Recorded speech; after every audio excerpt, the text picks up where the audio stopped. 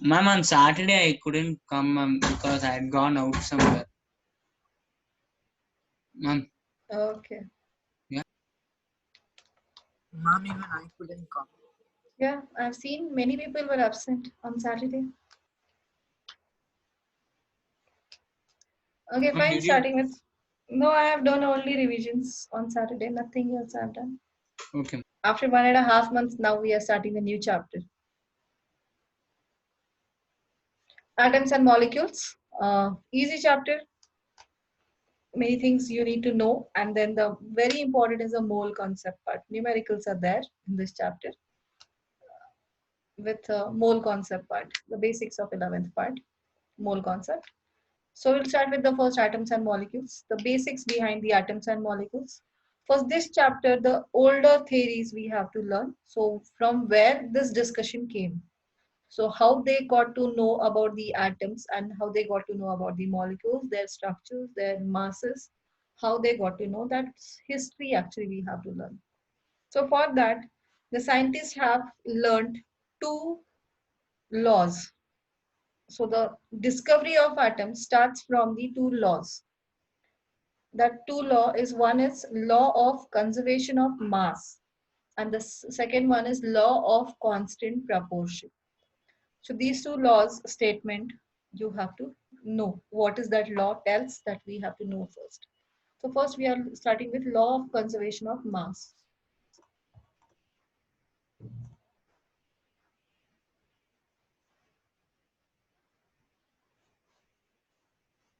So what does this law tell? So the scientists, when they were not knowing the much earlier time, 1800 centuries time, 1800s years, decades time, century time, what is happening? They were doing some chemical reactions they were undertaking, and they got to know that is before the reaction, whatever the masses they have taken, and after the reaction, whatever the mass they obtained, they got to know when it is done in a closed container, closed chamber, if these reactions have performed, then the total mass before the reaction and the total mass after the reaction always remained constant. So this is what we call as law of conservation of mass. That means mass won't go anywhere. It cannot be created or it cannot be destroyed.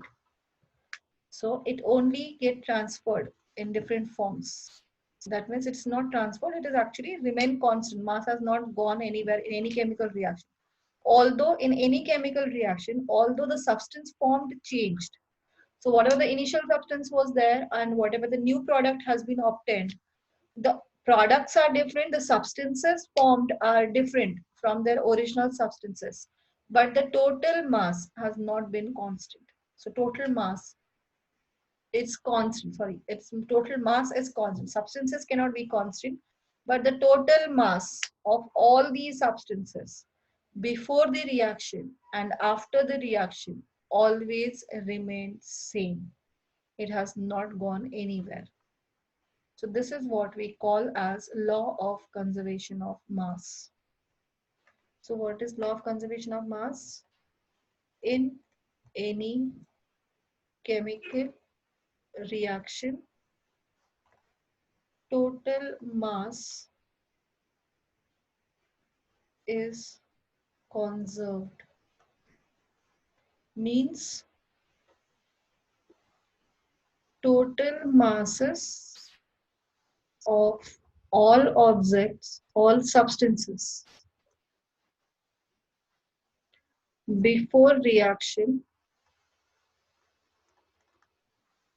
is always equal to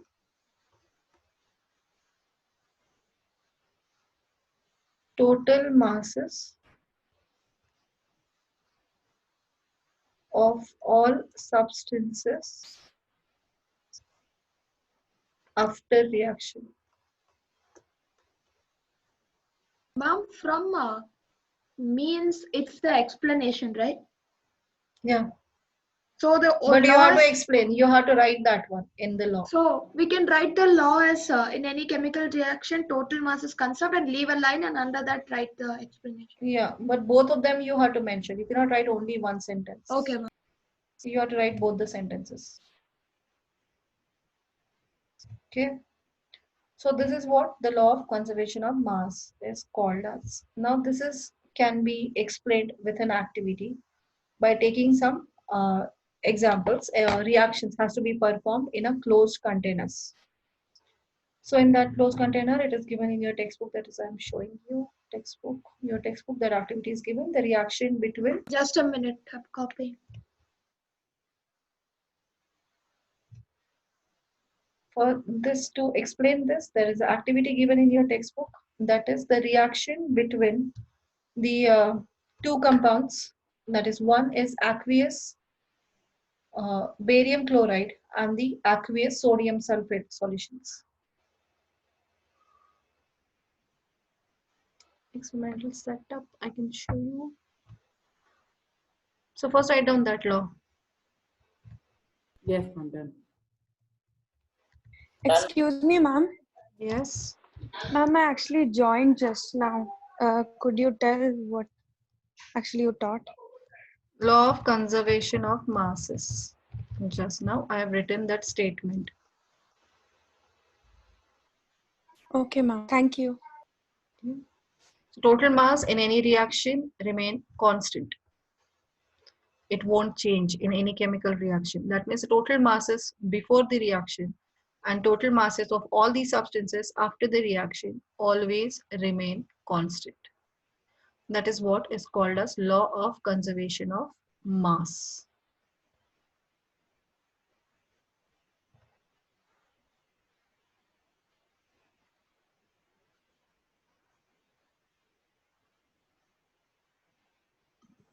Done, ma'am.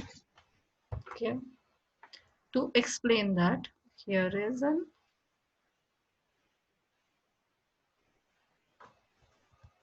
activity shown in your textbook.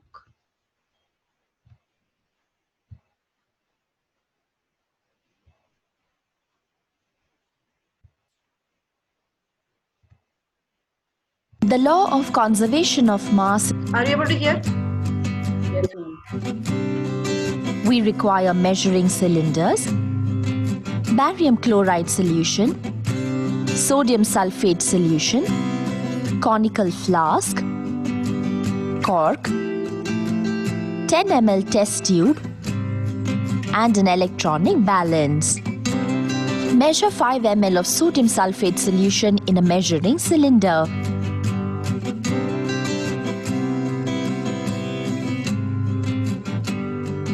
Pour it into a conical flask. Measure 5 ml of barium chloride solution in another measuring cylinder.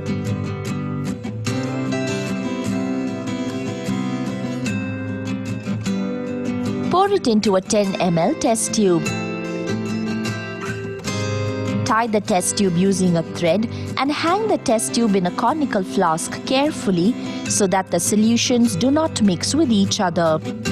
Cork the conical flask so that the thread holding the test tube is firmly held in place. Take the conical flask and carefully weigh the flask on an electronic balance with all the contents, ensuring that the solutions do not mix, and note the reading. Take the flask from the balance, tilt it and swirl the flask so that barium chloride solution in the test tube spills and mixes with sodium sulfate solution in the flask and forms a white colored precipitate of barium sulfate BaSO4 and an aqueous solution of sodium chloride NaCl. Wait for 10 minutes to complete the reaction. The precipitate of barium sulfate settles down to the bottom of the flask. Weigh the contents of the flask again and note down the reading. It will be observed that the total mass of the reactants is equal to the total mass of the products. Hence, the law of conservation of mass is verified. Activity clear? What has been done? Yes, ma'am. Yes, ma'am. What they have done? Tell me. Ma'am, they took two chemicals.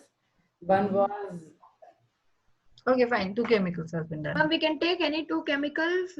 They did a reaction They, before doing the reaction, they weighed the weight of the chemical separately. They made a reaction and weighed the product also.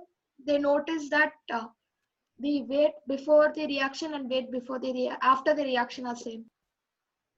Yes. So here the two reaction has been taken place of these reactions are called as double displacement reactions between the barium chloride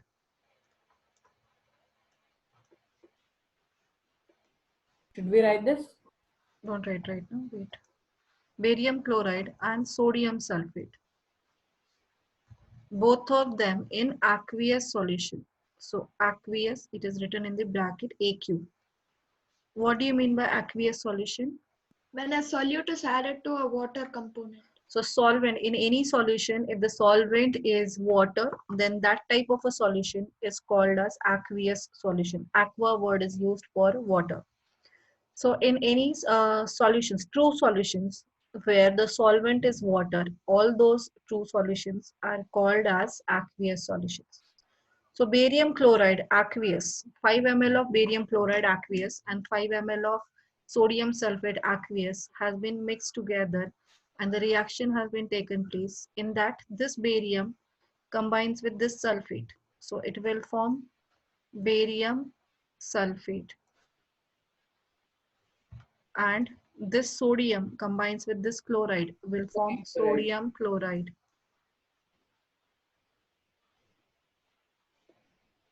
This is remain in the aqueous state and this will form precipitate. Precipitate, that is a substance which do not dissolve in water. So it generally settles down at the bottom of the container. So that we call as precipitate and its color is white. So precipitate, white precipitate is formed. So curdy white precipitate will settle. You can see that is a curdy white precipitate settles down at the bottom of the container. So that reaction taken place. And here, whatever the solution we have taken, whatever the mass of these raw materials has been taken, we have noted down that you have seen 150.27 was there gram. And then after the reaction, when the reaction has completed, then also weighed, then also the mass remained constant. So mass has not gone anywhere. Although the substance has changed, but the total mass remained constant. So that is we call as law of conservation of mass. Okay. For this activity, you have to perform in the lab. This year, I don't know, but you need to. In that case, first you have to measure the mass of, we have to consider M. M as mass of empty containers. Mass of flat bottom, this one, flask, conical flask with test tube, dry test tube. So conical flask with test tube mass. Nothing is present in that. That is M. Then M1 is the total mass of raw materials. That is all these raw materials, barium chloride and sodium sulfate with containers. And M2 is the total mass After reaction. of products After reaction. plus containers. So what is the mass of raw materials? This is M1 is the total mass of raw materials plus containers, and this is the M is the container mass. So the total mass of these two is M1 minus M, right? From this M1, if you subtract the container mass, you will get the total mass of only substances, Yes. only chemicals used. Yes, ma'am. And what is the products mass of the products? M2. M2 minus M, right? And you will get to know these two remain constant. Exactly. This is what the law of conservation of mass tells us. This activity is important. So if you want to write in the formula way, so it is barium chloride BaCl2 plus sodium sulfate Na2SO4 produces BaSO4 barium sulfate, which is a downward arrow, shows that it is a precipitate is formed, PPT. Precipitate is formed plus sodium chloride, NaCl. This can be done with every substance. Only important factor is you have to perform all these activities in closed containers. Why closed container? Ma'am, then if it's not closed, the chemicals might spill. It might react. And if there is a gas, here there Chemicals is may no react gas, with air. so yeah, air intervention will be there. Ma'am, So- if it's like sodium and phosphorus will react with air and start burning instantaneously. So air get mixed with it, so you will not get the air's mass will not be always constant. So therefore, both the time you cannot get the same. There is some variations can be seen, as well as in all reactions are not only precipitate and aqueous solutions, solid substances are formed. There are some gaseous substances also can be formed. If you perform that in an open container, then that gas will released, will move out, enter the air. So you will not get the proper readings. You cannot get at that time. So therefore, these reactions, to verify the law of conservation of mass, you have to perform all the reactions in the closed containers. It has to be these reactions, but this particular reaction which is performed, that should be taken in the aqueous solution. Then only these two solutions can come react with each other. Otherwise, they cannot react.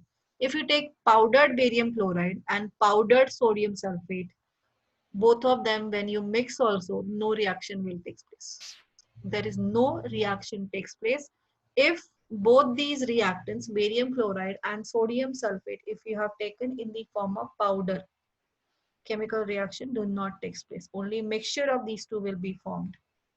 But we need to perform a chemical reaction. Therefore, we have to take them in a aqueous solution form. That means how to form the aqueous solution?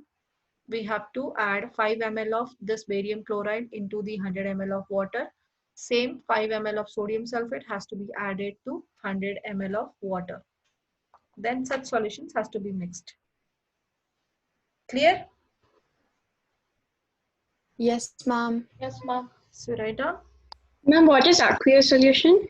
I'm Just written. now that what told. Aqueous solutions, the true solutions in which solvent is water. Ma'am, what should we give the heading as? Verification of law of conservation of mass. Yes, ma'am, done.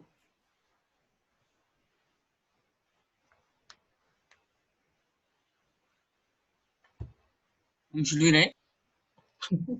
For what reason you are waiting for? Just now I told. Then write down. Ma'am, we should directly write this barium chloride and all. Yes, step. yeah, it is. Steps step. that you have, I just explained. Everything here is not supposed to write.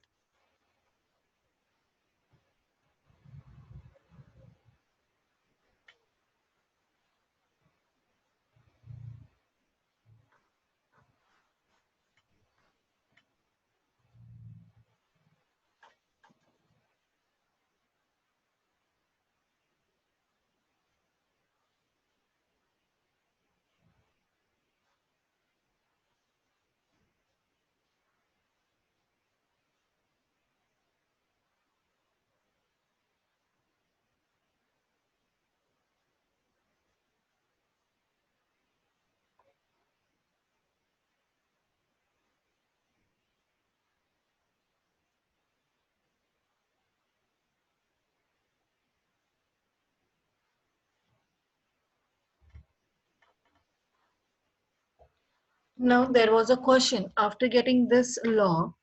There was a question in scientists' mind. If this law is true, then what is the reason behind it? What is the actual behind? Why this happened? Why there is no change in the mass? So this law they have formed. But the problem is now the explanation for this. I will tell that is mass won't change. Now what is the reason for this? What is the explanation for this? Why not the mass changed? The substance has changed, but the mass has not changed. What can be the reason? What's the reason behind it?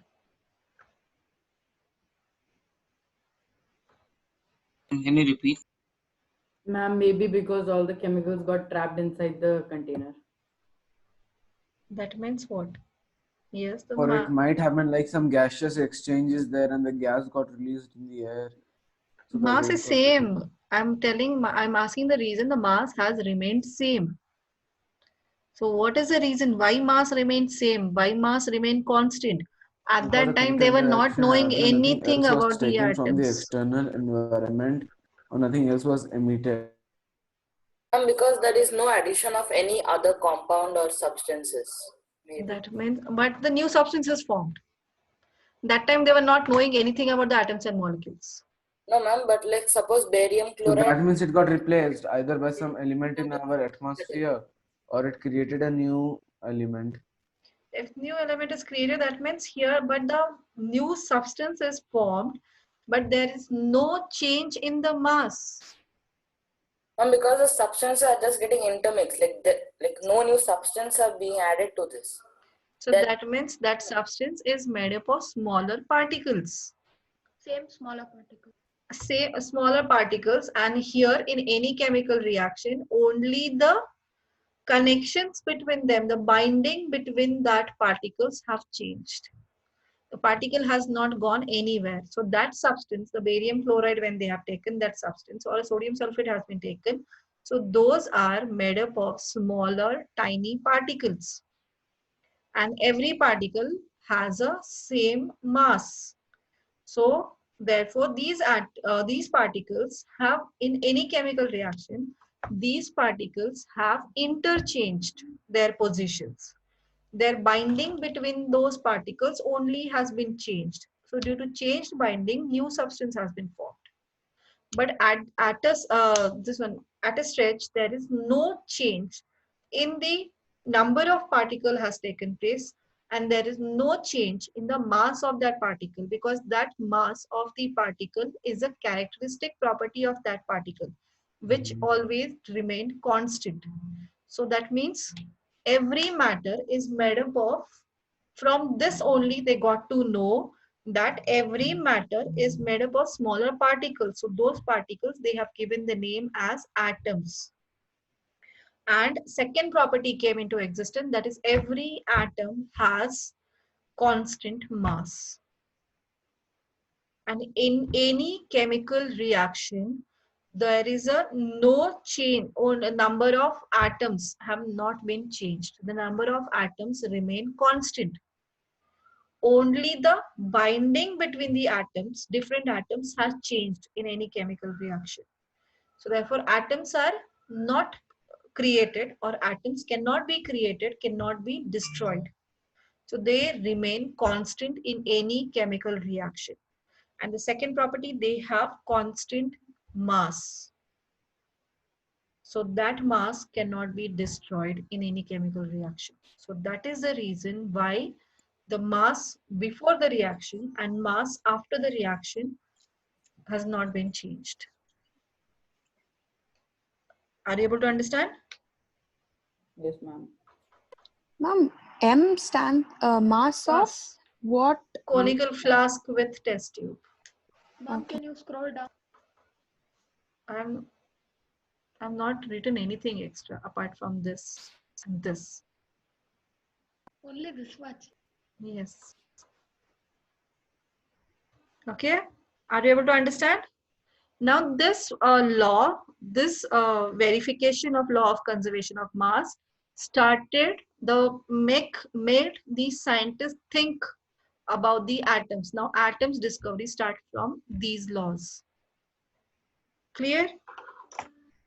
Yes, ma'am. Now the second law is also there. There is one more law, that is law of definite proportion, or constant. Law of definite proportion, law of constant proportion. Anything you can consider.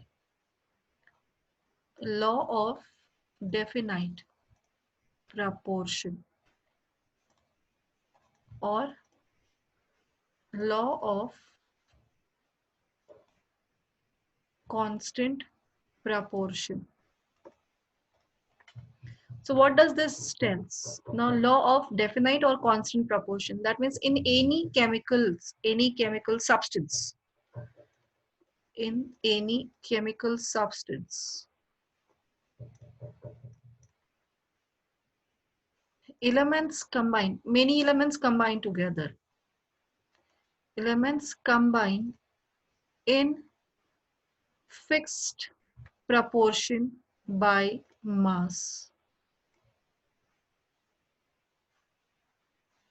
If you take example of water, in water, the water is made up of same elements. Take any source of water, sea water, purify it, take the water prepared in the lab, take the distilled water prepared in the distillation flask. So take any source of a water and try to separate it out. You will always get, that is, it is made up of hydrogen gas and oxygen gas. And if they started taking the ratio of these particles, these gases obtained, so these are always in the ratio 1:8 by mass. So masses of hydrogen and oxygen they have obtained, by which that water is formed. If we find out the ratio, so that ratio is always, hydrogen is always the 1 part and the oxygen is always the 8 parts. So take any source of water, you will always get that water is made up of always hydrogen and oxygen only. No any other elements are present chemically. I'm telling about chemically, don't tell me about the impurities. That is physical mixture. I'm telling about the pure water obtained from seawater, pure water obtained in the lab, pure water obtained in the distillation flask, distilled water. So everywhere it is, all these water molecules are made from hydrogen and oxygen gases, and also they are in the ratio by mass, their ratio is always 1:8. This shows that a chemical substance water is made up of similar elements hydrogen and oxygen, and these combined to form water. Hydrogen gas and oxygen gas, the atoms of hydrogen and atoms of oxygen has been combined in the ratio 1:8 by mass. It's clear? Now, if this ratio has changed, then the substance will also be changed. It will not be same. Okay. Now, if you take this ratio has been in 1:16, hydrogen is to oxygen combined in the ratio 1:16 by mass, then that will not be a water, that will be H2O2, that is hydrogen peroxide. So then the substance also change. In all hydrogen peroxide, you will get hydrogen and oxygen are only present, but the ratio is different. Take the example of carbon dioxide, CO2, in which carbon and oxygen has been combined together in the ratio 3:8 by mass. Volume ratios are different. I'm talking about the mass ratios. So mass of carbon and mass of oxygen, which combine to form a particular mass of carbon dioxide, in that ratio of this carbon and oxygen is always 3:8. Obtain carbon dioxide from any source, but the mass of carbon and mass of oxygen are always in the ratio 3:8. So that ratio won't change. This is what called as law of definite proportion. Are you able to understand? Yes, ma'am. Yes, Ma'am, should ma'am. we remember these ratios like by heart? You will understood after some time when I will explain you the mass, atomic mass, then you can find out this ratio by yourself. Now, if this ratio between carbon and oxygen is changed, if this will happen 3:4, then instead of carbon dioxide, it will give rise to carbon monoxide. The new substance is formed. If the ratio is changed, the substance formed is different. That will not be the same ratio. So that means in carbon dioxide, carbon and oxygen always combine in the ratio 3:8. And if that ratio has changed, suppose it becomes 3/4, 3:4 ratio, that means for every 3 gram of carbon, if only 4 gram of oxygen is available, then it cannot produce carbon dioxide, it will produce carbon monoxide. This is called incomplete burning. So when carbon won't get sufficient amount of oxygen, it will get less amount of oxygen. Then instead of forming carbon dioxide, it will form carbon monoxide, which is highly poisonous gas. So that is the reason why carbon monoxide is always, we have to keep away from carbon monoxide. If we remain, any person in a carbon monoxide environment can survive only for 5 minutes. He will suffocate to death within 5 minutes. If he is in an environment of carbon monoxide, oxygen is not available, only carbon monoxide is available, so person will die because Ma'am, it is poisonous. ma'am, Yes. ma'am, H2O2 is hydrogen peroxide, right? Yeah. Ma'am, it is H is to O, right? No? Huh? Ma'am, it's H is Yeah. to O. Hydrogen is to oxygen ratio, Yeah, okay. because that consists of hydrogen and oxygen. Should we write this? First understand. Did you understand this? Yes, ma'am. Yes, ma'am. So any chemical substance is formed, the elements always combine in a fixed proportion by mass. Mass ratio is always constant. This is we call as law of definite proportion. Okay, so write down.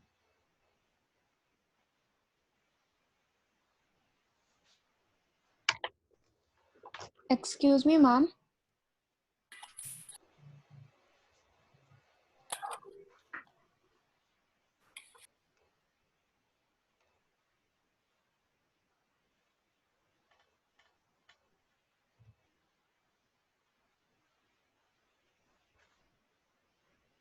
Excuse me, ma'am. Yes.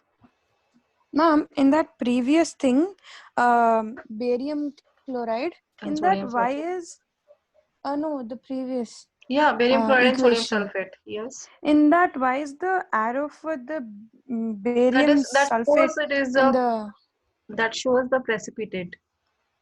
It will okay, settle down at the bottom of test tube or container. yes, ma'am.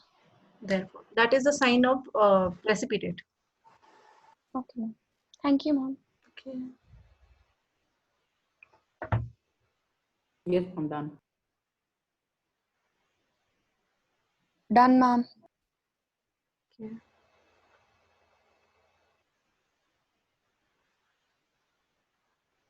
Ma'am, Yes. ma'am, by the way, ma'am, yesterday in our school we had 2 tests, ma'am, revision tests in physics and chemistry. Both lesson. So, ma'am, we got our marks also yesterday. Which chapters?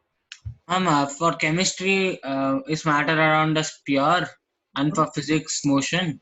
Ma'am, I got 8 on 10 in physics test. Okay. Then 15 on 20 in the chemistry test. 15. Why 5 marks? No, ma'am, some questions, ma'am, like the options were very tricky for me. Some areas I couldn't do. The 5 marks, 5 marks. That's why I lost. Some questions I was little confused about the options. I got 17. Good. Ma'am, in this week's test, there was a question to derive that for derive an equation for the position time relation. It was second equation of motion, right? Yes. Ma'am, we have to derive through the graph. Graphical method. Graphical method. Only derivation is only by graphical method. There is no S is any equal other to ut method. plus half at square. Ma'am, and that for the first question, what was the displacement? Displacement is 2r. 2R, yes, ma'am. 2R or D? No, I have not written D. Yeah, 2r. 2R.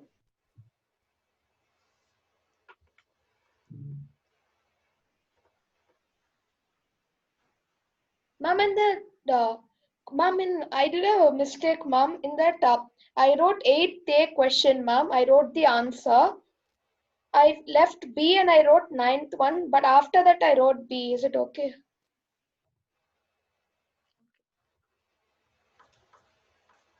Can you send the question paper on in the group, ma'am? Why you are not written the test? No, ma'am, I wrote. Can you send the question paper? Yeah, you have written. I got it. Yes. Yeah, I will send. Yeah, okay. Okay, is that clear? Now the scientists have proved this. These laws they have given. Now the problem is the explanation for these proofs. That time they were not knowing anything about the atoms or how the substance is made up of, any substance is made up of, or a matter is made up of the smaller particles. Anything they were not knowing. So now the Dalton came up with some of the postulates of atom. So he has explained the atom, some of the characteristics of the atom he has explained to explain these laws.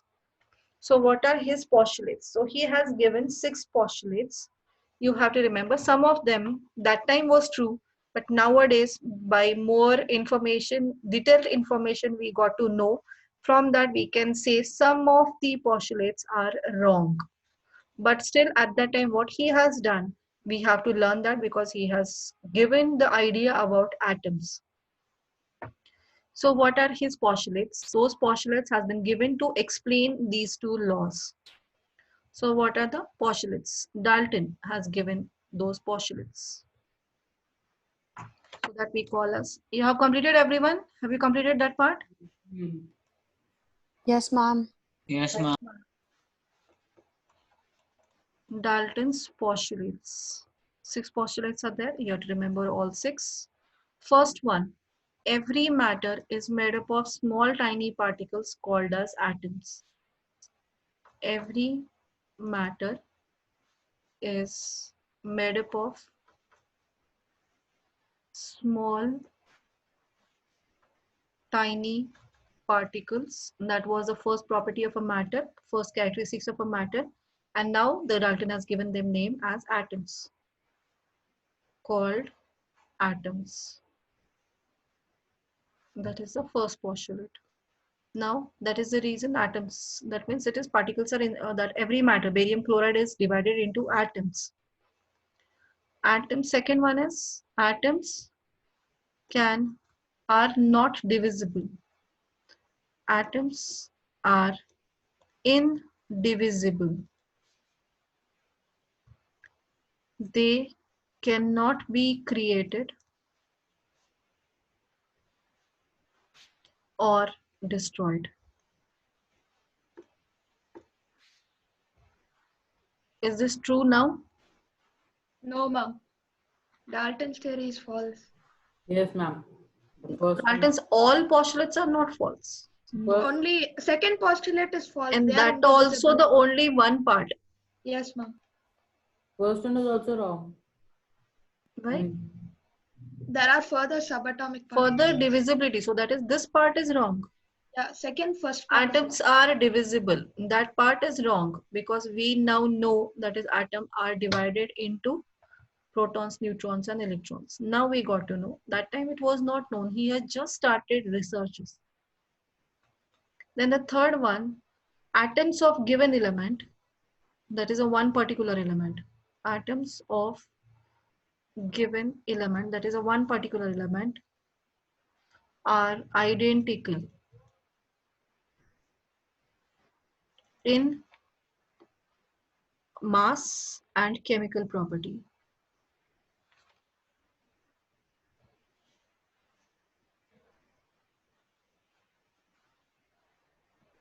Chemical properties. That means if you take the oxygen atom, so every oxygen atom has the same mass and its chemical properties exactly same.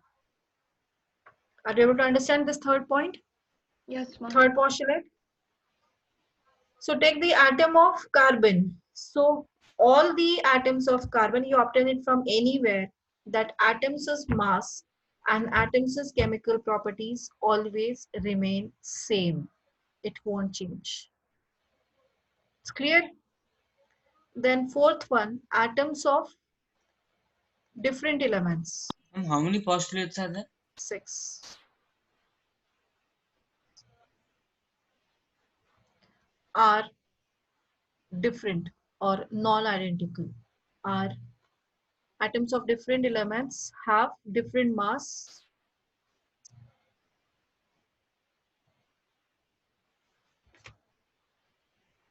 and different chemical properties.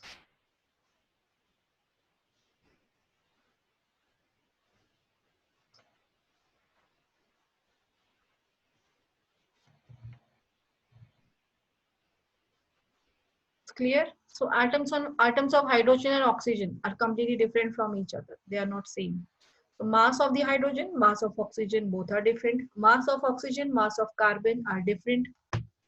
Mass of sodium, mass of magnesium, completely different. And their properties, chemical properties are also different. They are not same. So that is the fourth property. Now fifth property, atoms combine in the ratio of small whole number to form compound. Atoms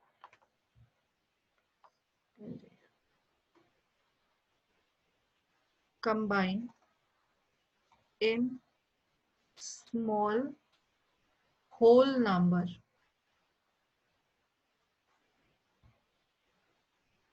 to form compound. So that means, what does this mean? What does this mean? Ma'am, like they combine in the ratio of small whole numbers, in the sense they're not decimal numbers, and they do not compound like in the form of very large numbers like 20,000 is to 90,000. Yeah. So small whole number. Whole number means it's always a one full atom or two full atoms can combine with two atoms of another element. It won't happen that is a half of one atom is combining with half of the other atom. That's not possible because atom cannot divide further. Means it is half the atom part cannot combine with the half the another atom part. It won't happen. So every time a one single atom or two atoms or three atoms combined with the other number of atoms, but they are always the whole number atoms. Okay, so it won't happen that is half the molecule of water is combining with half molecule of sodium chloride. That is not possible. So always they combine in a whole number ratio to form a compound. Okay, then the next one is the relative number and kind of atoms are always constant in a compound. Relative number and kinds of atoms.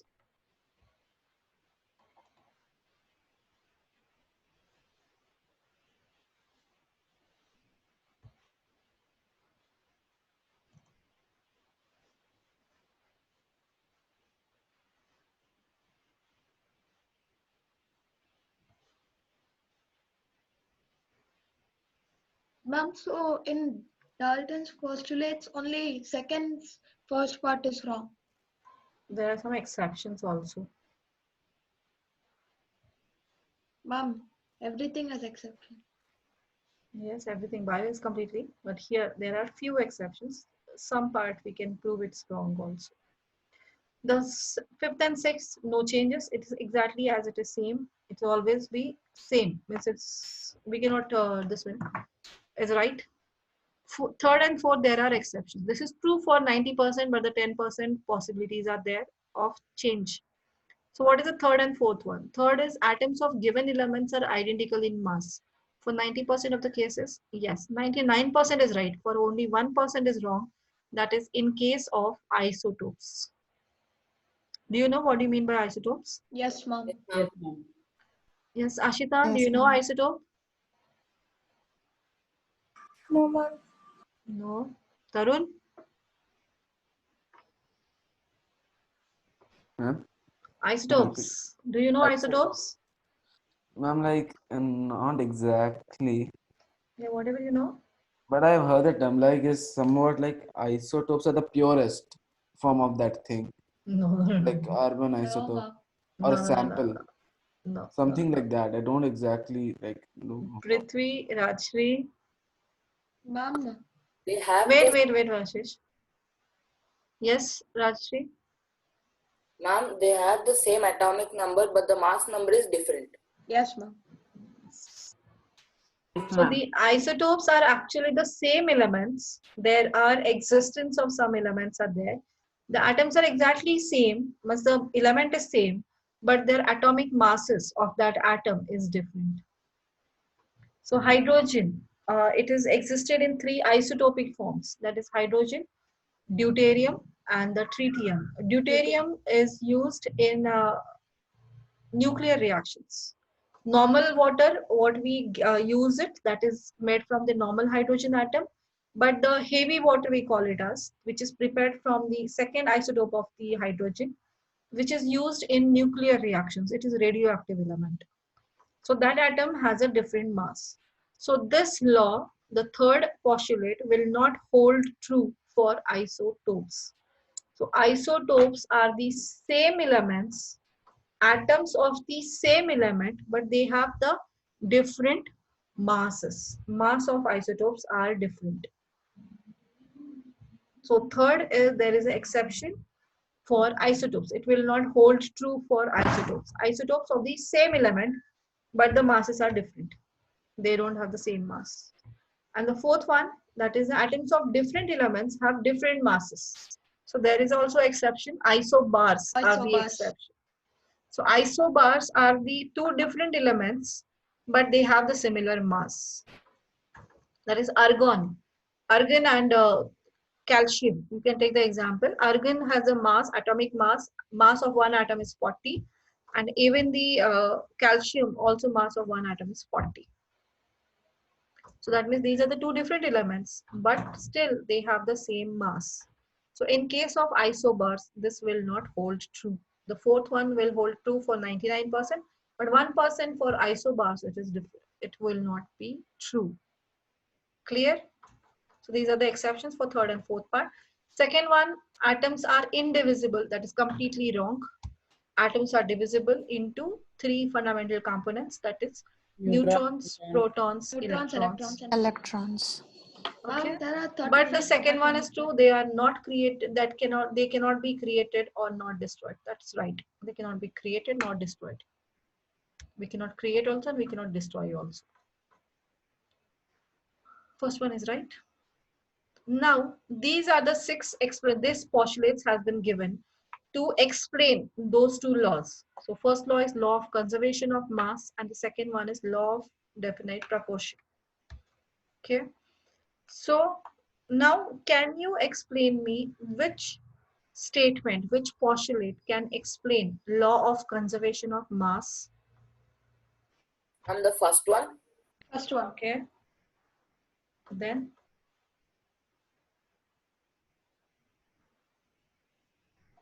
I'm the second one, second part. Like they cannot be created. Ma'am, fourth one also. fourth one, no?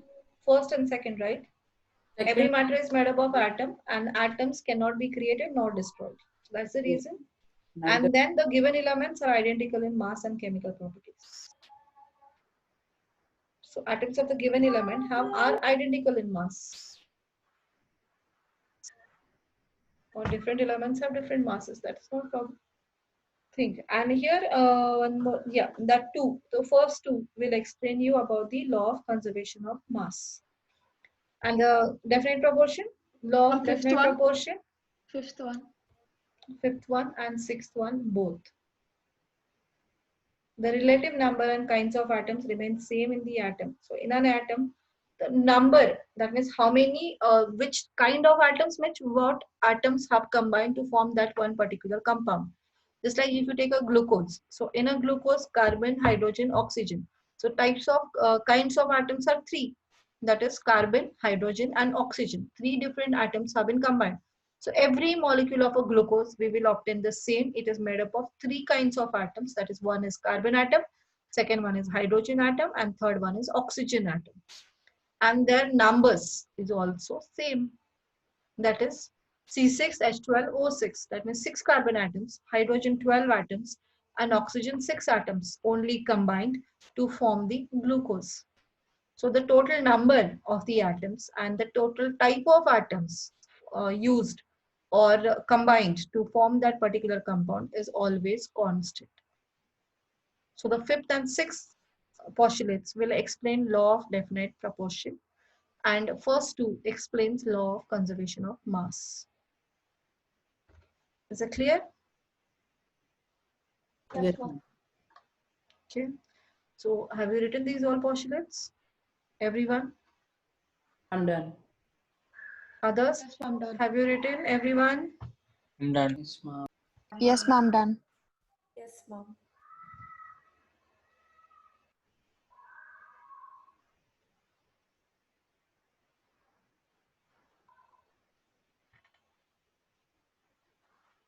Nidhi, is that clear? Yes, ma'am. All 6 postulates? And 6 postulates with number you have to remember. And as it is statements. Like the first, state the first postulate by Dalton. No, they will ask you all 6 together. But in a proper order, you have to keep on writing. Okay, so you have to remember this. This is a 3-mark question they can ask.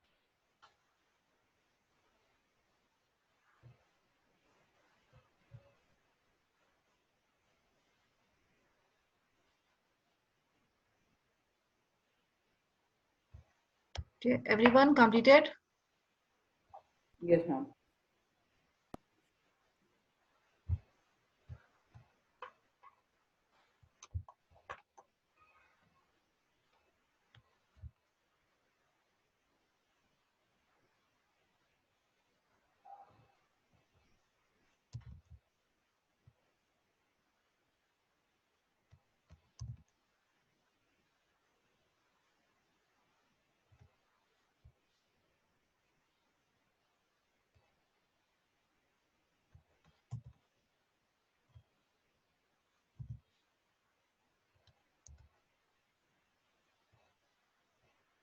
Now should we write this question?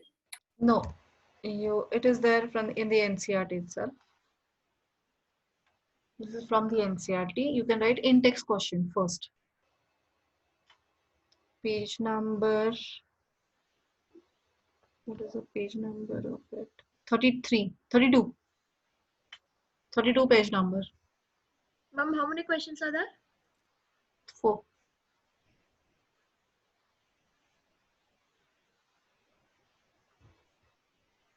Ma'am, page 32. Yeah, 32 page number.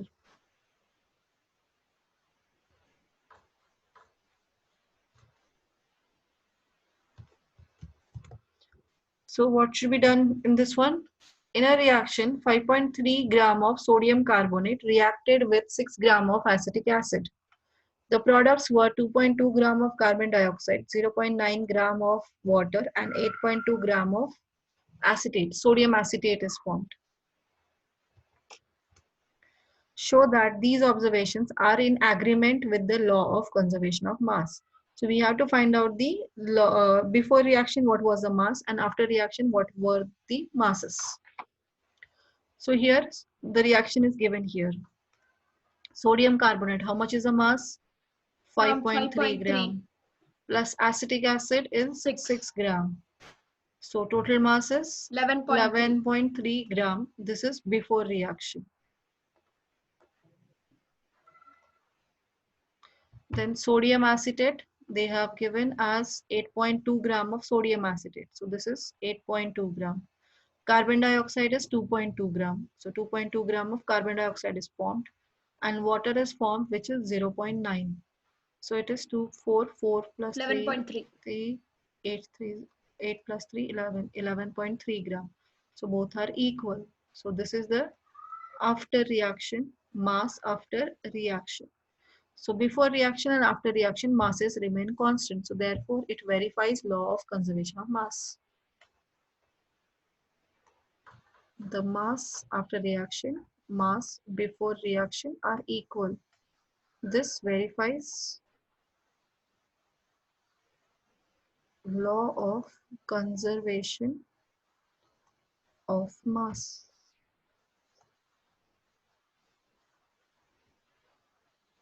Clear? Yes, ma'am. The next question.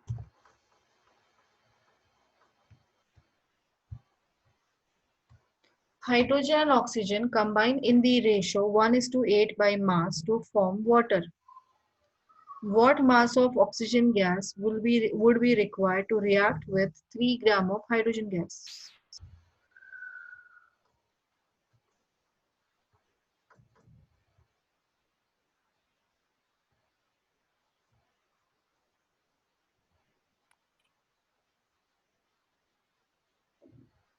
Ma'am, since it's 1:8, you have to take it as 1x and 8x.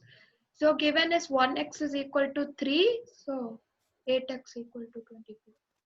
Ma'am, is the answer 24 gram? Yes.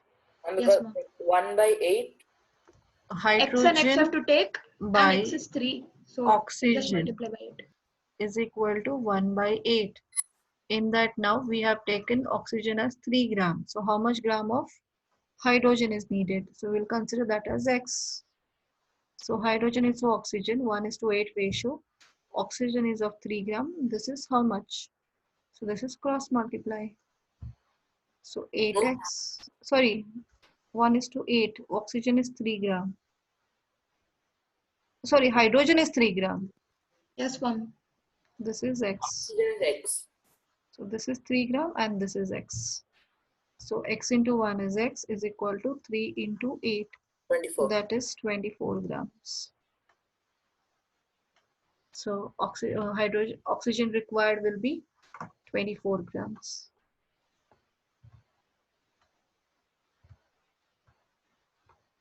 One more question is there, which is very important.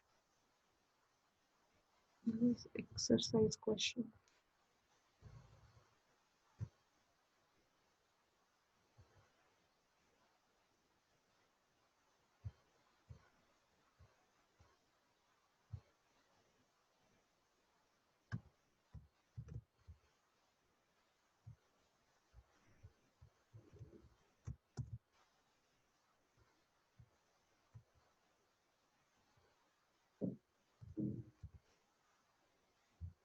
When 3 gram of carbon is burnt in 8 gram of oxygen, 11 gram of carbon dioxide is produced.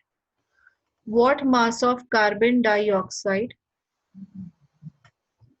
will be formed when 3 gram of carbon is burnt in 50 gram of oxygen? Ma'am, is this exercise question? Yes, this is exercise question. Third. Chapter exercise question. Oh. So the first two are from page 32. Yeah.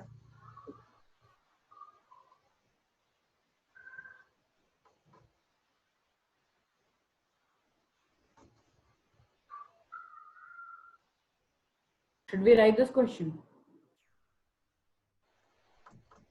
Yes. Okay. What's the answer? First tell me.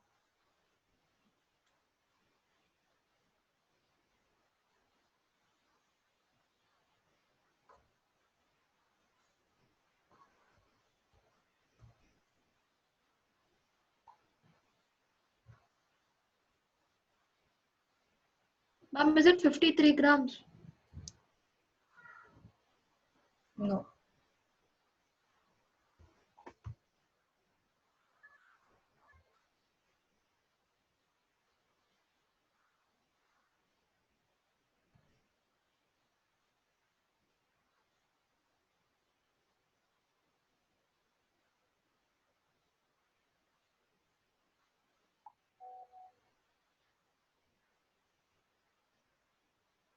Yes. What will happen?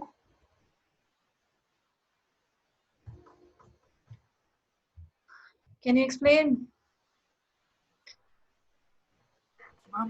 Law of definite proportion. Yes, ma'am. So carbon 3 and gram of carbon and oxygen, 8 gram is used to form 11 gram of carbon dioxide. That means to form carbon dioxide, what is the ratio of carbon and oxygen needed? 3:8.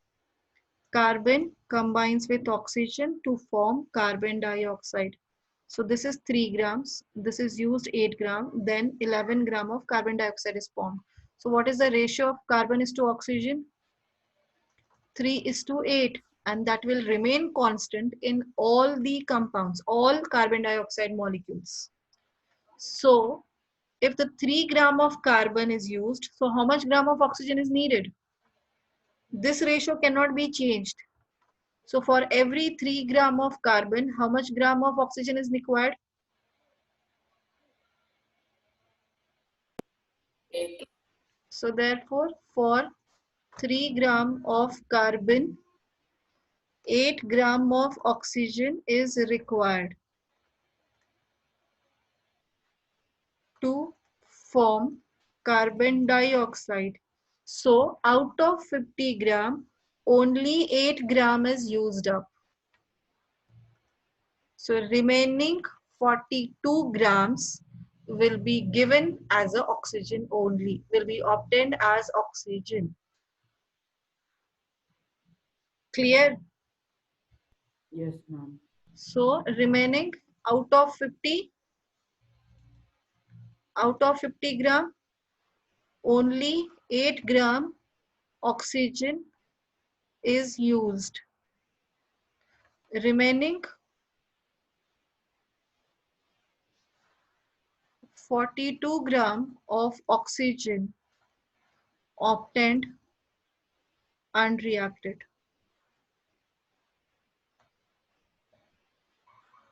So along with carbon dioxide, we can get oxygen because oxygen we have supplied more. So that more oxygen it won't take to form carbon dioxide. So it will be obtained as it is. It won't undergo any changes. Are you able to understand this question? Yes, ma'am.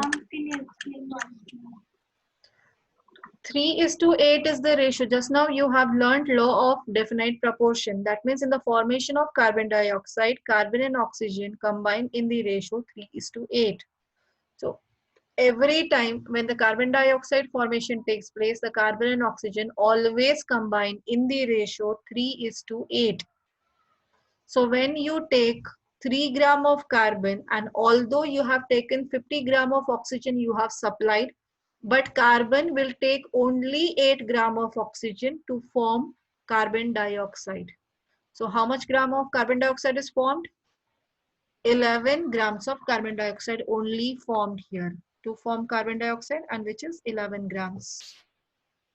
And this 50 though you have provided, but it won't happen that is 50 combined with 3 and form 53 grams of carbon dioxide will form. No, that won't happen. That mass, this ratio will not change. This ratio won't change. For 3 grams, it will use only 8 grams of oxygen. So out of 50 gram, 8 gram is used up to form carbon dioxide, and remaining 42 gram of oxygen will be obtained as it is. So in the form of oxygen gas, only 42 grams of oxygen we will get it. Clear? Yes, ma'am. Excuse me, ma'am. Yes. Ma'am, if the amount, mass of carbon would have been changed, Yeah. then Then also the ratio remains same. Now if you take 6 gram of carbon, then how much oxygen it will use? 16. 16 grams. gram of oxygen it will use. It will use 16 gram of oxygen. Then there will be 2 molecules of carbon dioxide will be formed. Okay, ma'am. Okay. So if you take 24 gram of carbon, then what will happen? Ma'am, can you repeat? If you take 24 grams of carbon, if you have taken, 64. 64. so it needs 64 gram of oxygen, but that much gram of oxygen is not available. Molecules. So carbon dioxide formation won't take place. Ma'am, some molecules will be Some there. molecule will react and some won't react. The carbon will be obtained as it is back outside. So the smoke is formed in that case. Okay. Okay, so smoke will form and it will give out carbon particles because that carbon do not have sufficient amount of oxygen to form carbon dioxide. Clear? Yes, ma'am. Are you able to understand this? Yes. It won't happen that is if you supply more oxygen, then carbon will combine with that more oxygen. No, that won't happen. So it will only take that much amount of oxygen, that much is the ratio, whatever its ratio. Ma'am, can you repeat What can be repeated? what you just told just now? I didn't understand. What? You tell me what you understood. Tell me what you understood. Then I can explain you what you didn't understood. I'm not sure how to explain. You didn't understand anything then, that means. I'm still trying to figure out, like, I'm not getting it exactly. So what is law of definite proportion?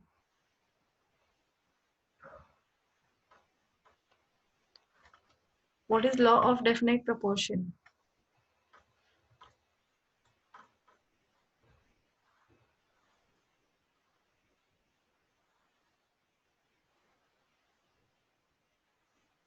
Yes, Nitin. Fine, it is 7:10. I will explain you next class. Can we go? Yeah, you can leave now. Okay, Sir ma'am. is waiting. Thank you, ma'am. Otherwise- Thank you, ma'am. Thank you, ma'am. Thank you, ma'am. Thank you, ma'am. Thank you, ma'am. Okay. Thank you, ma'am.